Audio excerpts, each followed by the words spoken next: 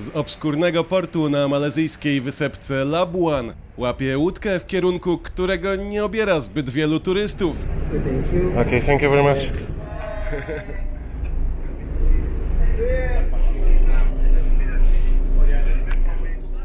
Po chwili malezyjska sieć traci zasięg, a platformy wiertnicze wyłaniające się jedna po drugiej z ponad Morza Południowochińskiego zwiastują, że wpływamy na wody jednego z najbardziej tajemniczych państw na tej planecie.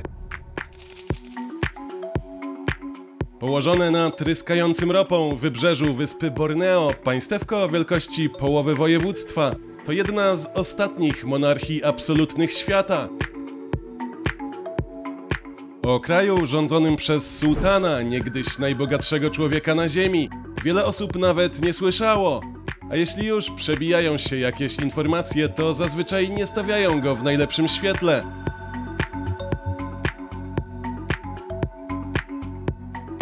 Do Brunei Darussalam, w którym za chwilę się znajdziemy, przylgnęła łatka najnudniejszego kraju świata z jednym z najbardziej opresyjnych systemów prawa szariatu. W rzeczywistości to fascynujące miejsce, pod wieloma względami jedyne w swoim rodzaju na świecie.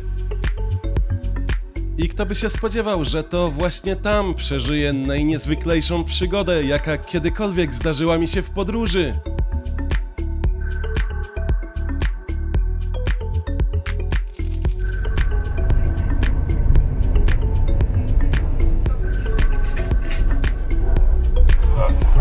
Jak mi się dobrze spało na tym statku, mógłby sobie jeszcze popływać z godzinę gdzieś. Ale on nie chciał popływać, postanowił dopłynąć. Dopłynąć do Muari, która to Muara jest głównym portem międzynarodowym pewnego bardzo, ale to bardzo nietypowego kraju. Brunei Darussalam, w którym właśnie witamy. Ale ja jestem w Brunei. Do stolicy Bandar Seri Begawan pozostało jeszcze 25 km, a komunikacja publiczna jest tu jak Yeti. Każdy o niej słyszał, ale nikt jeszcze nie widział. I co? Nie ma nic. Nikt mi nie oferuje taksówki, nie ma autobusu. Paru tych ludzi, co było na statku, zapakowali się w samochód, pojechali i tyle. Zadanie dodatkowo utrudnia fakt, że w okolicy próżno szukać kantoru albo bankomatu. Trudno. A może by tak spróbować złapać stopa w Brunei Darussalam? Rozglądając się po miasteczku Muara, prawdę mówiąc, trudno się zorientować, że właśnie wjechaliśmy do jednego z najbogatszych krajów świata. From where? From Poland. Poland, welcome to Brunei. Hi. Hi, hi. Nice to meet us. Lovely. Nice to meet you. No, sympatyczni ludzie się wydają, więc może mnie kto podwiezie. You know what time is the bus? Yes. Nie ma autobusu. Tak se zbudowali, tak se siedzą. Dla rozrywki autobusu nie ma.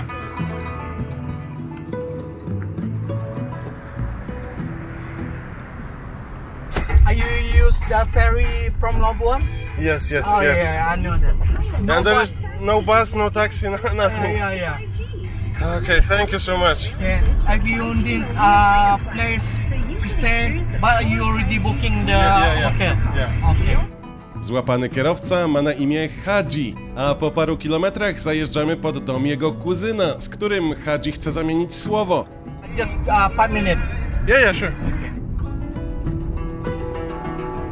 Jest to kraj również znany z tego, że jest bardzo bezpieczny.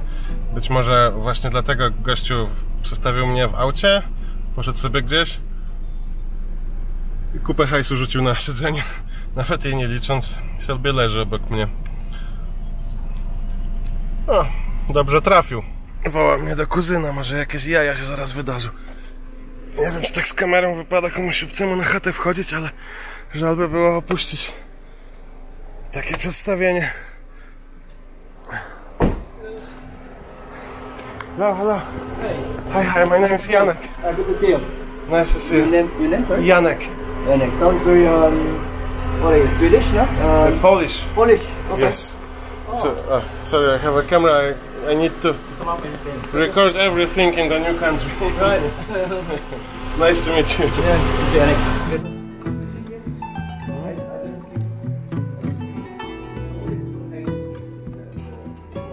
Thank you for the invitation. Sure. Once again, my name is Janek. Eric, yes, good to see you, Eric. Good to see And your name? Pentawe. Korzystając z niespodziewanego zaproszenia, postanawiam zapytać o tutejsze legendarne surowe prawo. Could you tell me what is forbidden, what is not, just to know it, to do not break the law, maybe? I mean, basically, you can do what most of the things you can do in other countries, like in Malaysia. You know, you see how we dress. We're not really strict. You know, not unlike other countries, like the Arab countries, you have to cover from head to toes. But you see in the street where people are, you know. It looks normal. like in Malaysia. Yeah, it's normal. Do you see people following you? Do you see people looking for troubles with you in Brunei? No. Do you see I don't know yet. I just arrived, but I believe you. Do you see that the authorities, you know, the enforcement officers, always behind you or telling you going anywhere? Not too much. Or asking you why are you wearing this shirt here? Like that? Yeah. No. People, they just mind their own business. But you know, there are some things which you cannot do, like you don't consume alcohol in public because it's forbidden. It's against our religion to consume alcohol. Mixing between the male and females also very strictly prohibited. You know, unless you are obviously married. You know, within these few days you'll see. Yeah, I will try to. What we had in Brunei. I will try to see as much as I can. The most important thing is you spread the words around. And we need people like you. Be brave enough to say no, that is not true. Brunei is not that kind of country. Okay, I've been there. I still have my hands intact. Nobody bash me on my back or whatever things. Nobody tell me around, trying to know, to busybody me or to know what I'm doing in Brunei. No. Yeah. So. Okay. So thank you very much. Thank you. Good to see you. Good to talk to you. Kuzyn Hadziego ponoć jest emerytowanym wojskowym i polecam dobrze zapamiętać jego postać. W całej historii odegra on jeszcze kluczową rolę.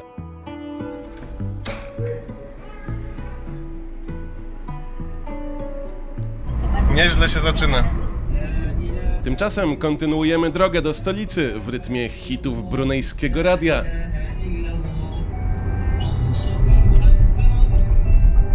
Hadzi zwraca się do mnie słowami: Bóg zesłał cię tu w odpowiednim momencie i zapowiada, że jego kuzyn zna ciekawych ludzi, którzy wkrótce urozmaicą mój film. Szczerze mówiąc, aż nie chce mi się wierzyć w wydarzenia, które mi obiecuje, ale skoro tak, to wymieniamy się numerami, a Hadzi zapewnia, że nazajutrz się odezwie.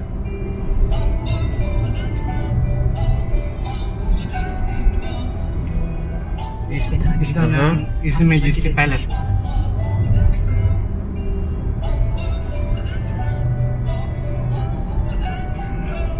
Jeśli to faktycznie jest prawda, co Hadzi zapowiedział nam za atrakcję, to może być grubo. Ale zobaczymy, na razie nic nie mówię. Póki co zostawiam rzeczy w hostelu i idę przybliżyć sobie i wam niecodzienny kraj, w którym się znalazłem.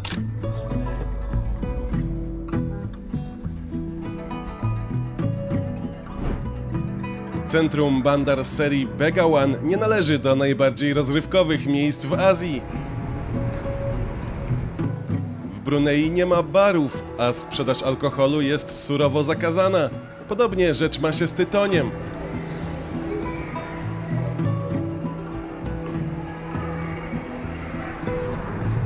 Idę do domu, już widzę, że cały kraj się zamyka na noc powoli, jest po 22. Aż tu tymczasem patrzę, że jest otwarty fryzjer. Hello? Is it open? Open. How much it costs? $4. Okay, good. Yeah, okay. You're from India. No, bywało gorzej. Nad miastem góruje Złota Kopuła meczetu imienia aktualnie panującego sułtana, Hasanala Bolkia, którego postać zdecydowanie warto przybliżyć. Od czujnego oka sułtana w Brunei nie sposób uciec. Hassan al-Bolkiah spogląda na nas z banknotów, a w honorowym miejscu każdego pomieszczenia wisi jego portret. Akurat podczas mojego pobytu cały kraj jest w trakcie hucznych obchodów Narodowego Święta 77. urodzin sułtana. Patrzcie, co się dzieje, a tam czyste niebo, bez chmur.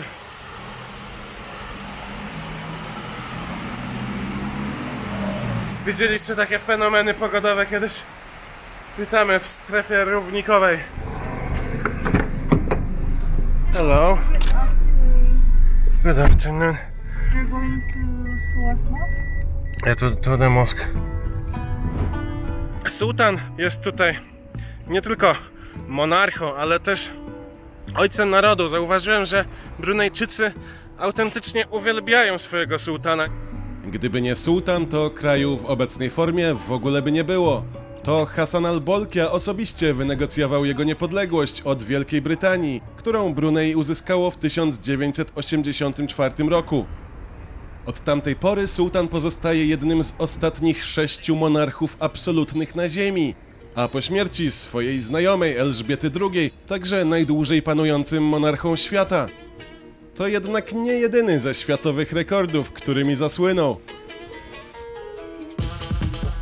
W latach 80. dzierżył tytuł najbogatszego człowieka świata, odebrany dopiero w następnej dekadzie przez Billa Gatesa.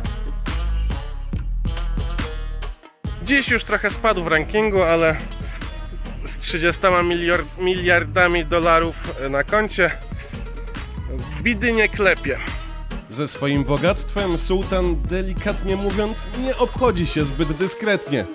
Na wzgórzach nieopodal stolicy wznosi się jego pałac Istana Nurul Iman, będący, kto by się spodziewał, największą rezydencją świata. Pałac dysponuje prawie 1800 pokoi i salą bankietową mogącą pomieścić 5000 gości. A co jak co, to miejsce dla gości przyda się tam jak mało gdzie. Dzięki temu, że cały kraj jest nasączony ropą jak gąbka, Brunei przyciąga zupełnie nieproporcjonalną do swoich rozmiarów uwagę na arenie międzynarodowej.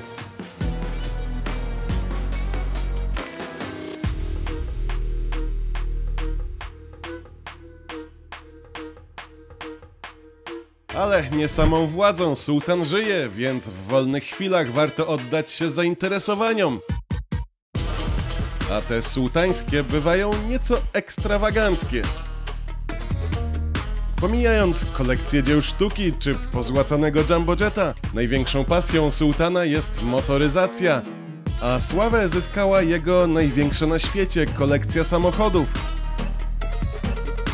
Tajne sułtańskie garaże po brzegi wypełniają auta najdroższych światowych marek, niekiedy projektujących dedykowane modele wyłącznie dla sułtana. Aktualnie posiada ich 7000 o wartości około 5 miliardów dolarów. Każdy ma jakieś hobby, co nie? Brunei znajduje się już bardzo blisko równika, w związku z czym przez cały bity rok upał jest tutaj po prostu nie do wytrzymania. Na zdjęciach wygląda to dziwnie, kiedy wokół tych bogatych, zdobionych, kipiących od przepychu budynków nie ma nikogo. Wygląda to trochę jak w jakichś totalitarnych reżimach. Natomiast to nie jest tak. Ludzie tutaj nie wychodzą na ulicę w ciągu dnia, bo po prostu się nie da wytrzymać. Powiedziałem co swoje. Muszę spieprzać na chwilę do cienia, bo zdechnę tutaj.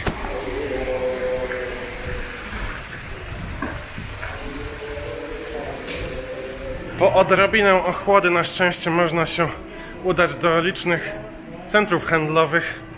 Może nie tak licznych jak w Singapurze czy w Kuala Lumpur, ale też zawsze się jakieś znajdzie i też wyglądają całkiem nieźle. To na przykład jest imienia, nie zgadniecie, sułtana Hassana al-Bolkiah. Jak większość rzeczy w tym kraju. You have something to drink? Drink? Yeah, iced tea. A któż nam się tu z banknotów uśmiecha? Nie, w sumie się nie uśmiecha. Zachowuje powagę.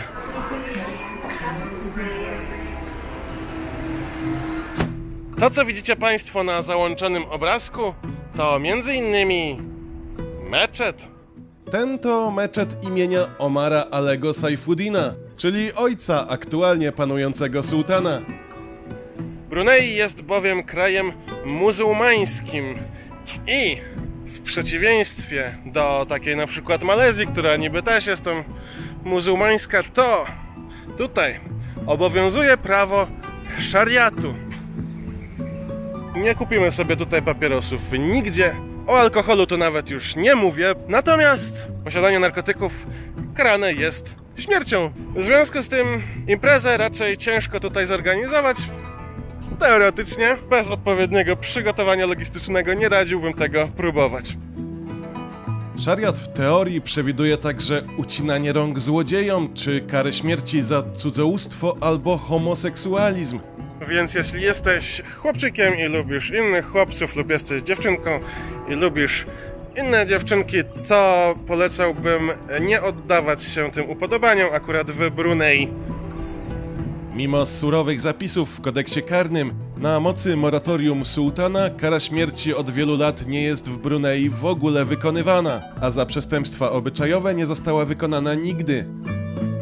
Restrykcyjne przepisy pozostały jako symbol przywiązania do religii, a nie faktycznie stosowane prawo.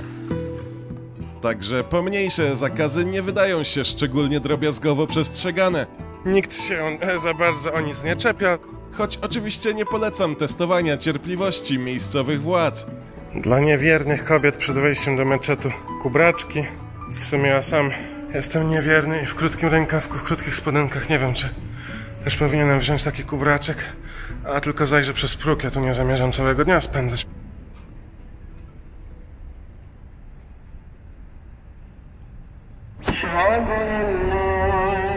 Zobaczcie, nie wygląda to, jakby tutaj panowało jakieś radykalne prawo szariatu.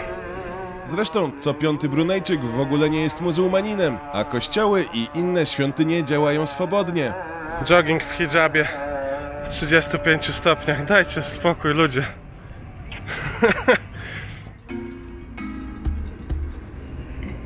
How much to Kampong Ayer? $1. Good. Yeah, no problem. Thank you. Pomimo, że państwo Brunei odpływa w dostatki, budują szklane, złote pałace, to wciąż możemy znaleźć tutaj miejsca takie jak to, czyli wioska na palach Kampong Ayer na rzece o nazwie jakże oryginalnej Brunei. No teraz zleźć z tej łódki. Te schodki nie wyglądają na bezpieczne, ale może mi tutaj typeczek pomoże nie zabić się. Miał mnie w dupie w sumie. 600-letnia Kampong Ayer to ostatnia z tutejszych tradycyjnych wiosek na wodzie. Choć rozwój kraju postawił jej przyszłość pod znakiem zapytania. Wioska stała się pewnego rodzaju atrakcją turystyczną, jak już się trafi jakiś turysta. Na przykład ja.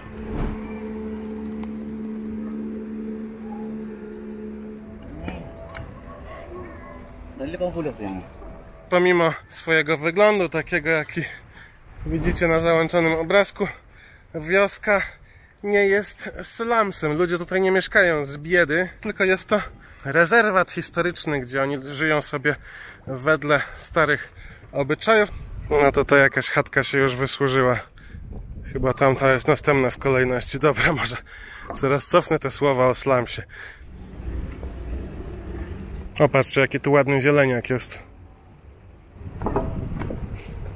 Podoba mi się tu, w tej wiosce. Gdybym miał mieszkać kiedyś w Brunei, to wolałbym tutaj niż w tych monumentalnych pałacach.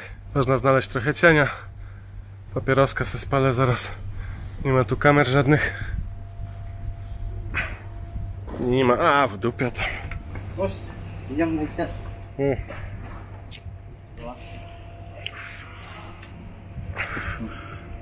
Okay, you're welcome. Have you a drink, Oh, sir? no, thank you. No, How much? No, I just give you. Really? Free? Yeah, You try Brunei one. Straw. O, thank you so much. Like chia. No właśnie. Thank you very much. Dostałem soczek.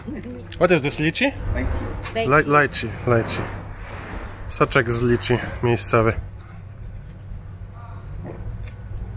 Ludzie są mili. Ludzie tu są mili i nie można demonizować tego kraju, bo tak naprawdę w sumie najmilsi to są ci właśnie muzułmanie, tutaj zauważyłem. Imigranci na przykład z Indii, czy tam z Filipin, czy skąd, no to są tacy, trochę widać, są jakby naburmuszeni, że tutaj żyją. A miejscowi są bardzo dumni ze swojego kraju. Są bardzo patriotycznie nastawieni i gościnni.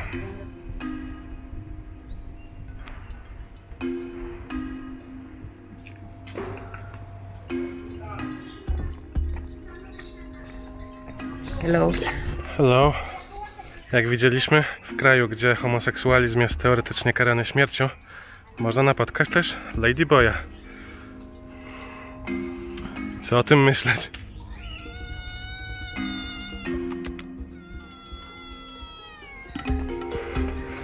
Co to jest? Kampong Ayer jeszcze w latach 80. liczyła około 30 000 mieszkańców. Dziś to już mniej niż 10 000 i wciąż się wyludnia. Salam alaikum. Ktoś tu szalał. O, tu się chałupa zawaliła, niestety widać, jeszcze ktoś miał tutaj toaletkę, sypialnię.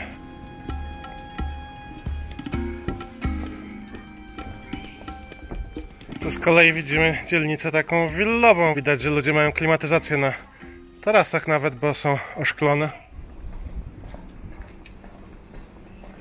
Kolejnym z dziwactw Brunei jest wszechobecny język arabski na znakach, na jakichś dokumentach. Ktoś mógłby się zapytać, co w tym takiego dziwnego, w końcu kraj muzułmański, ale przecież nie każdy muzułmanin jest Arabem, a język arabski to język, jak sama nazwa wskazuje, Arabów, którzy żyją pół świata dalej, i ten jeden kraj postanowił sobie, jego władze postanowiły zaimplementować język arabski, mimo że nikt tu po arabsku praktycznie nie mówi. Większość populacji stanowią Malajowie, którzy mówią po malajsku, tak jak w sąsiedniej Malezji. Ładna ta flaga swoją drogą.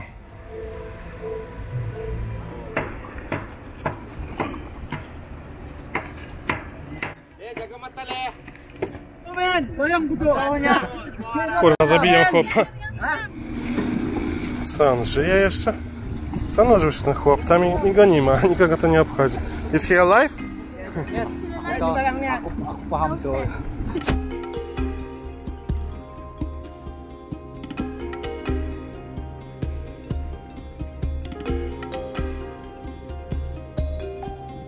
Ta łódka to się wydaje na gumę do rzucia sklejone. Wszystko się trzęsie. Trzeszczy. I'm from Poland. Poland. Yeah. How long did you stay in Brunei? 4 days. 4 days? Yeah.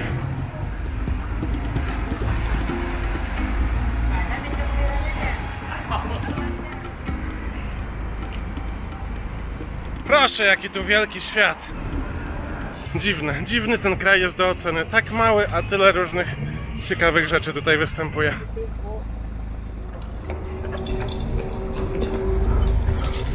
Gościu biega w kurtce.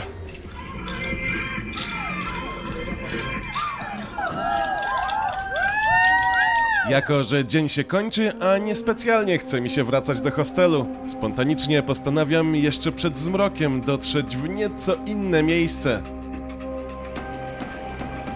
To niesamowite, że cały przemysł miasta i wszelkie dzieła człowieka zmieściły się na zaledwie 20% powierzchni tak małego państewka. Pozostałe 80% to głównie nietknięte do dziś pierwotne lasy Borneo.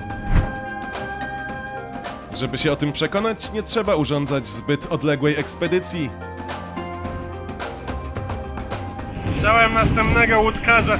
Nie czuję się zbyt pewnie miotany falami. ale trudno. Jakoś pływają i żyją, więc może damy radę. Hej.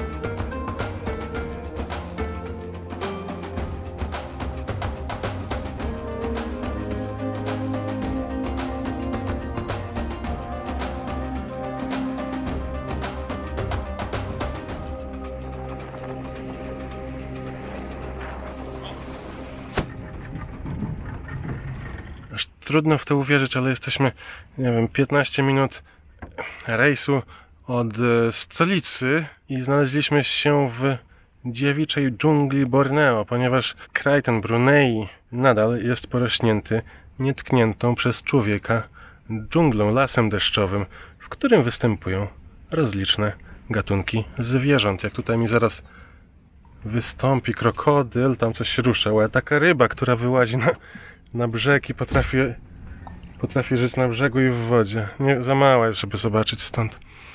Ale główną atrakcją okolicznych lasów jest pewien wyjątkowy gatunek, w którym odnaleźć możemy pewien polski akcent. Tak, małpy Janusze, czyli nosacze sundajskie, żyją właśnie tutaj. Mamy go!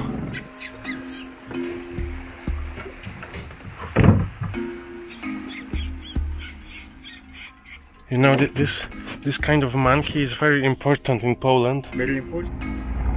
Hey, that is Neo from here, the monkey. Male with big nose, okay. Yeah, exactly. We call it Janusz.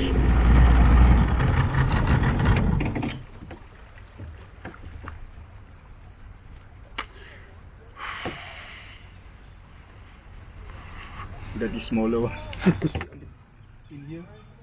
Ja. Gość mówi, że woda jest teraz nisko, znaczy nie musi mówić, bo sam widzę, ale w związku z tym nie można podpłynąć bliżej, bo podobno jak woda jest wysoko, to można do samych tych małpków podpłynąć i one sobie też schodzą się napić wody, a teraz się podobno boją w tym błocie uszlajać i jeszcze ich krokodyl capnie, więc oglądamy je z daleka, no ale zawsze coś. Janusza spotkaliśmy, nie ma na co narzekać. Widać takie bąbelki? Może widać. Przed chwilą się wynurzył krokodyl. Trochę mnie to napawa niepewnością o mój przyszły los. Tutaj widać ślady, jak krokodyl wyłaził z wody. Jest ich więcej teraz.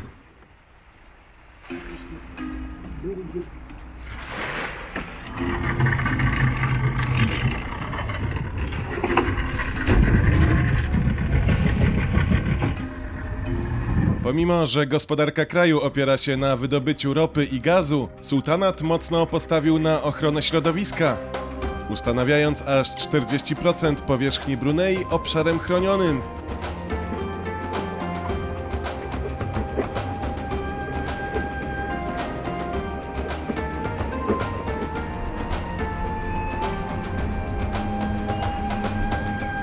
Umówiłem się z gościem, że jak nie będzie małp, to daję mu $10, jak będą małpy, to daję mu 20. Pewnie dałoby się umówić także po prostu 10 z małpami czy bez, ale dałem mu chętnie te 20, bo to było jedno z fajniejszych safari, jakie pamiętam, i to nie była żadna biletowana, zorganizowana wycieczka, którą się wykupuje. Gościu jest normalnie wodną, miejską taksówką i można poprosić kurs z ulicy, podejść, poprosić kurs czy do którejś z tych pływających wiosek, czy do innej dzielnicy. A ja poprosiłem do dżungli, tak ludzie też czasem robią. No i już. Jedziesz i oglądasz sobie małpy, krokodyle, 15 minut stąd. Niesamowite.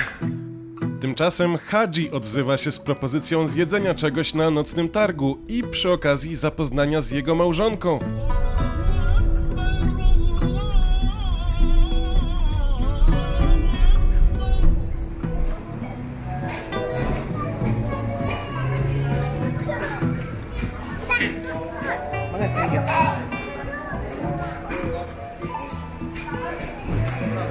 Tutaj tak pachnie, że już nie będę musiał nic jeść. Wystarczy, że sobie ten tłuszcz z koszulki wycisnę, którym się nasączyła.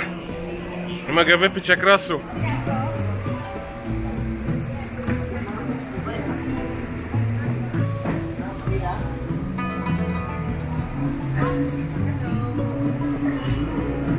Nie za wielki ten market jak na standardy azjatyckie, ale jest tyle rzeczy wyglądających tak dobrze, że i tak ciężko się zdecydować. Yes, sir. What is this? Lamb. Lamb.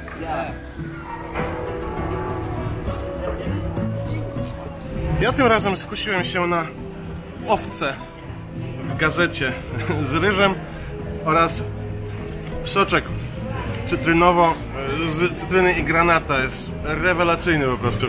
Niesamowicie dobry jest, naprawdę. A zobaczmy, co na to owca. Fantastyczna owca. Już tak z wyglądu była obiecująca. Jest jak połączenie kuchni bliskowschodniej z azjatycką.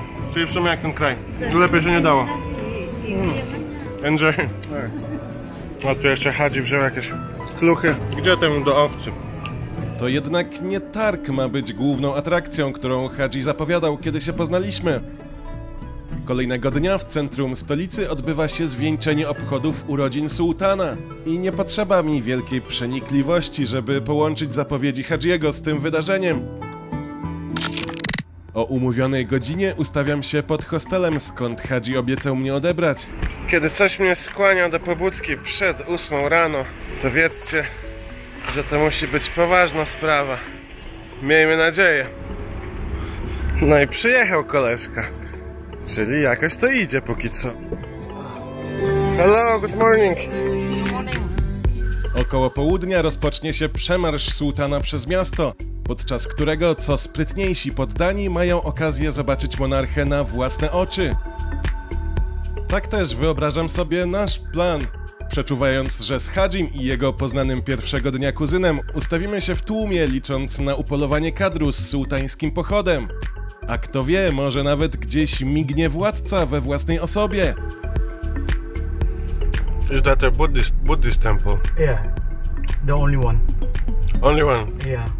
Ale do południa jeszcze sporo czasu, a wcześniej na odgrodzonym placu w centrum odbywa się zamknięta kameralna część obchodów, przeznaczona dla państwowych oficjeli i delegacji różnych stowarzyszeń. Cóż, zgaduję, że przyjechaliśmy tak wcześnie, żeby zaparkować gdzieś blisko, zanim zbierze się tłum. Jednak ku mojemu zaskoczeniu Hadzi pewnym krokiem kieruje się na plac, gdzie właśnie trwa zamknięta część uroczystości.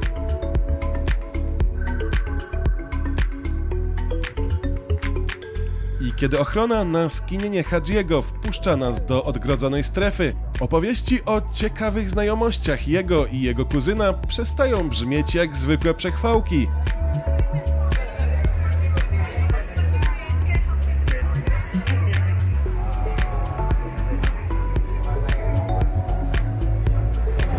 Gdzie on mnie prowadzi?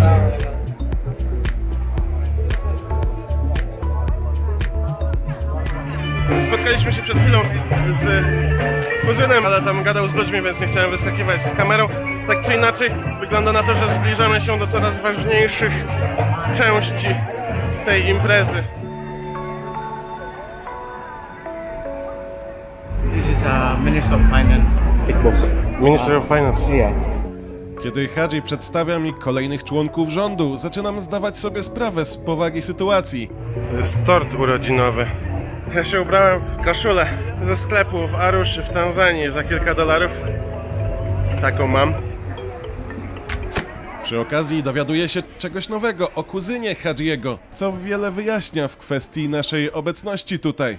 Tak, o tym samym, u którego byliśmy na chacie. Pentawe.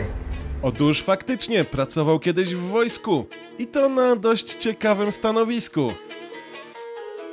Znany jako generał Mohammad Pehin Taweh, w latach 2014-18 pełnił rolę głównego dowódcy armii Brunei, a tym samym trzeciej osoby w państwie po sułtanie i następcy tronu.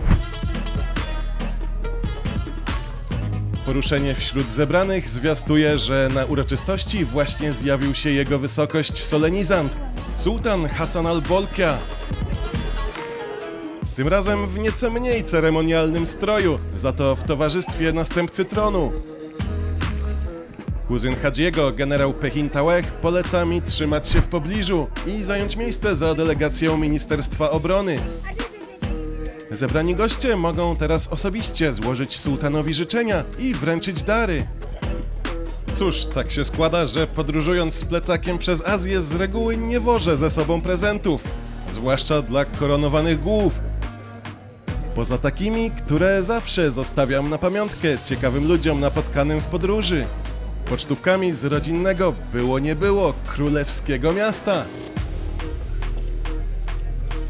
Salam alaikum, Your Majesty. My name is Janek from Poland, and this is the postcard from my town, from Sandomierz. I would like to wish you all the best and happy birthday. Thank you very much.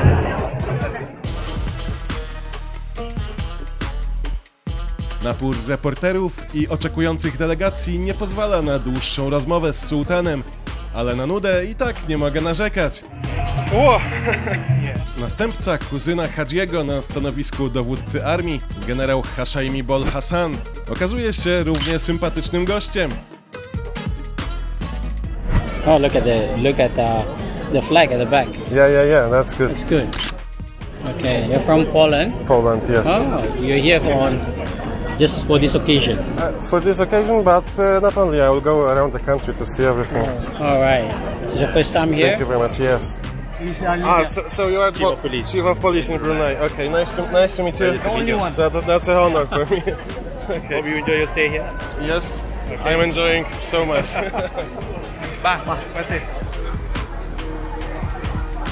No to tam komendant główny policji w kraju. Where are you from? From Poland. Tutaj przed chwilą się z panami też poznaliśmy. He's the Minister of Health. Minister of Health? Yeah. Okej. No właśnie, tak trochę to ścinam, bo po prostu musiałbym jeden wielki, godzinny film zrobić, a kamera tu rozładuje się w tym upale. No minister nie będzie stał jak kołek i czekał, aż sobie z nim filmik nagram. You are the Secret Service here. Yes, Secret Service here. Okay. Nice to meet you. Salam alaikum. Thank you. Thank you. Czyli borowcy miejscowi. Kiedy Hadzi zdążył przedstawić mi już chyba całe władze państwowe Brunei, sułtan wychodzi przywitać się z poddanymi. Po części takiej bardziej kameralnej, tam w ogródku, gdzie stali różni sobie oficjele, władca przechodzi przez całe miasto. Kolejka się ciągnie po horyzont tych ludzi. No, życie władcy nie jest lekkie, jak widać. Także jeśli ktoś chciałby zostać władcą, proszę się zastanowić 2 razy. No i co, po melanżu trzeba się chyba stąd zbierać, bo ciężko tutaj już pan kolega siedzi w cieniu, już nie wyrabia od gorąca, mówi, że w tłumie nie ma jak oddychać. Ja też powoli mam dość. A władca nie może, jeszcze parę godzin go tu czeka. Cały czas w tłumie, Jezu kochany. Allahu.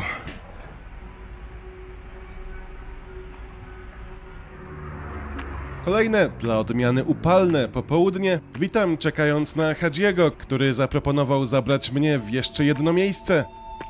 Po chwili do wycieczki dołącza kuzyn Hadjiego, generał Pechintaweh, i wspólnie jedziemy za miasto. 53 centy za litr, czyli około złoty 60. A to nie jest najtańsza, to jest taka benzyna premium.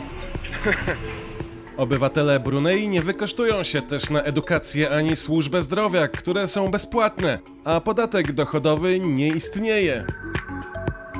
Jednak strumień petrodolarów kiedyś przestanie płynąć wraz z wyczerpaniem zasobów ropy. Na tę okoliczność Brunei już teraz musi planować alternatywne źródła dochodów, jak choćby dopiero kiełkująca turystyka. Jej najbardziej krzykliwy zalążek możemy podziwiać 20 km na północ od stolicy, w postaci jednego z najdziwniejszych hoteli, jakie w życiu widziałem. This is the cinema. Yeah, VIP cinema. Expensive place. Zbudowany za ponad $1 miliard hotel Empire istotnie przyciąga turystów, ale częściej takich, którzy chcą go obejrzeć, niż takich, którzy chcą w nim spać.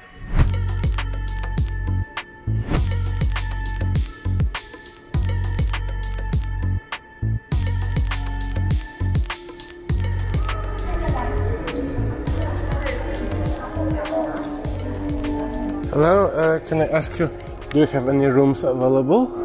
Yes, Mama. I'll come and collect the assist here. Could you just tell me how much is the cheapest and how much is the most expensive? Cheapest will be a superior room will be $380 per night. 380. 330. 330. Yes. And the most expensive? Will be deluxe.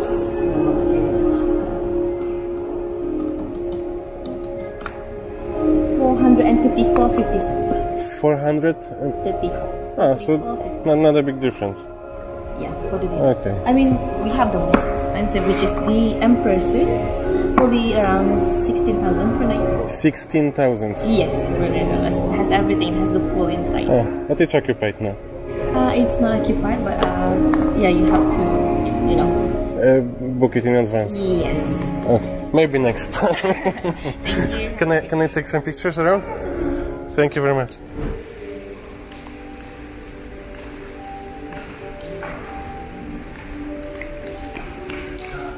Przytulne, kameralne wnętrze.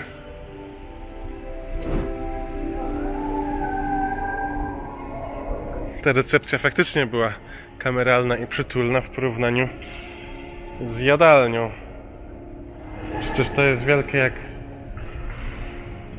jak coś bardzo wielkiego.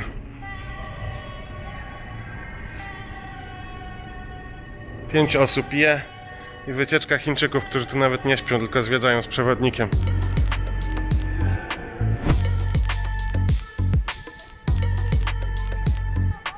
Nie no, trzeba przyznać, że jakkolwiek megalomańsko-kiczowaty nie jest ten budynek, to cała ta okolica z basenami, tutaj z plażą. Ten budynek też jest na swój sposób ładny, jest po prostu no taki groteskowo wielki, przerysowane to wszystko takie jest.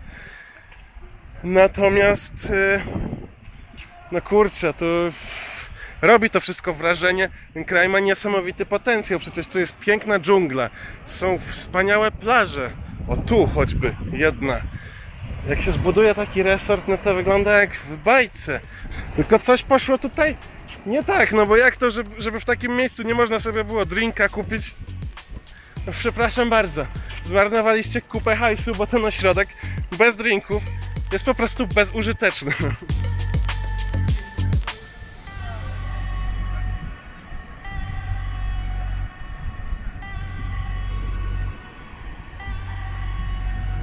Thank you very much. You know many things about politics of the country. Can I ask you maybe, because most of the budget comes from the oil, right? Yeah. And what is the plan of Brunei when the oil has finished? Okay, good question. You can see so the signs already when we have built the bridge. You know, if you think about it, the bridge is not there just for, you know, just to cross the river. So it must be planned. You know, it can be used for tourism. And then, you know about Hengi? No. Hengi is the refinery. Ah, yeah. The big island. There's so many things we're investing on people. Yeah, I'm asking because I saw this amazing hotel, and I started thinking maybe Brunei also will invest more in tourism. This is one of the areas that I believe the government is looking into. Yeah, it's a beautiful country, a lot of things to see. Yeah, but you know, you need a proper strategy to be able to market yourself as a popular tourist destination. Yeah. You've been to Malaysia. Yeah. You've been to Singapore. You've been to Thailand. I'm saying this because I just want to let you know that these countries had already established themselves as tourist destination. Yeah. Okay. Do you think that they will give up easily? Yeah, I think many people are scared also about the law, because there is like opinion in the world that it's very easy to commit a crime and people are scared. You've been here. Yeah. Few days. What do you think? Yeah, I feel very relaxed. Exactly.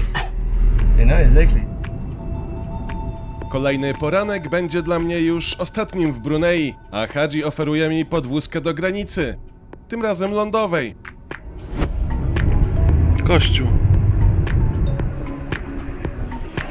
Na geografii pani powtarzała nam, że w strefie równikowej występują deszcze zenitalne, to znaczy w południe codziennie przez godzinę leje deszcz. Tak właśnie jest, dzień w dzień.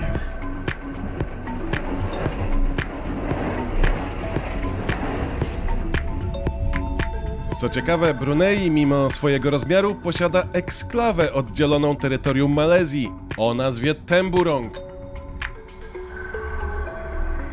To tam prowadzi most, o którym wspominał generał, ale nie byle jaki to most. Mierząc aż 30 km długości, jest to bowiem 4. najdłuższy most świata.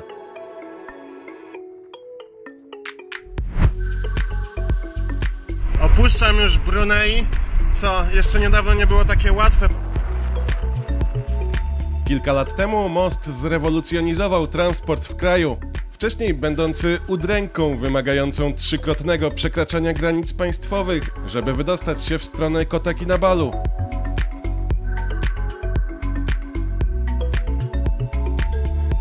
Kiedy parę dni wcześniej wjeżdżałem do tak zwanego najnudniejszego kraju świata, po cichu liczyłem, że może uda mi się zobaczyć trochę inne jego oblicze. I gdyby wtedy ktoś powiedział mi, jakie oblicza będzie mi dane tu oglądać, to wątpię, czy bym uwierzył. No i co, tak się złożyło, że pierwszy człowiek, którego spotkałem po przekroczeniu granicy Brunei, będzie także ostatnim, który mnie tu pożegna, przywiózł mnie z powrotem na granicę. So, thank you very much for help and everything. It was very nice to meet you. Zachowując Brunei Darussalam jako jedno z najlepszych wspomnień, po raz 3 w tej podróży wjeżdżam do Malezji. Ale tym razem tylko po to, żeby z Kota Kinabalu złapać samolot do kolejnego kraju.